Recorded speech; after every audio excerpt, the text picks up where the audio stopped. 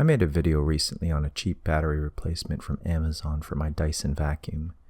It turns out that the battery only lasted a couple months before it stopped charging. I know what people will say, what did you expect from a cheap battery from China? To that, I'd say, where do you think Dyson gets their batteries? Well, okay, Singapore for the most part, but yes, in Asia.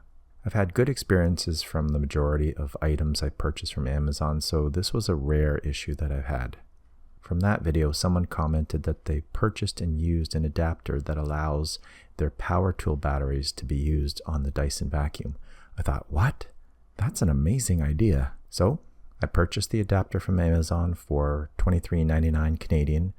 Unfortunately, that listing no longer exists, but there are other brands available. This adapter is to fit my Dyson SVO3, as it is compatible with the V6 models and should allow me to use my Ryobi 18-volt battery that I use for my cordless drill. There are adapters for most major brands of power tool batteries. Just check the listing before you buy. Now in my case, I have two Ryobi batteries. One is rated at 1.5 amp hours, which is less than the original Dyson battery, which I believe is rated around 2000 or 2200 milliamp hours, or about 2 amp hours. So less runtime than the original, but still better than zero running time on a dead battery.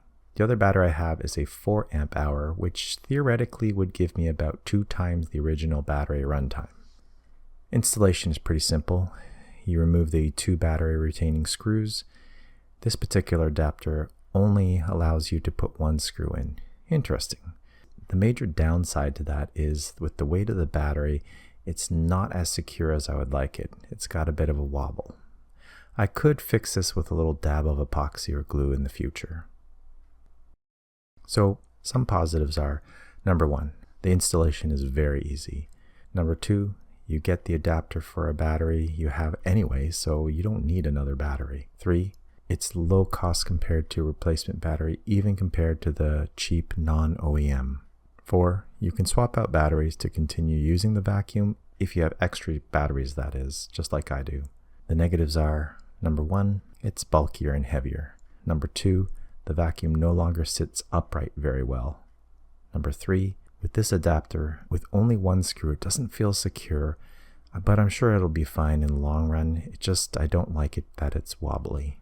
Number 4, you do have to remove the battery from the vacuum in order to charge it in its battery charger from the power tool. Now I've had this for about a month. I don't foresee any issues with the batteries from Ryobi. They've been a proven brand for me, and so far I haven't had any issues with their power tool batteries. Although bulkier and heavier, how cheap this solution is and how convenient it is, just to swap out batteries makes this a very good solution for me, especially if you don't want to spend about $150 on an original Dyson battery. I just wish I knew this before I bought that other faulty knockoff battery first. Oh well, lessons learned. Thanks for watching, and I hope to see you in the next Ladybug adventure.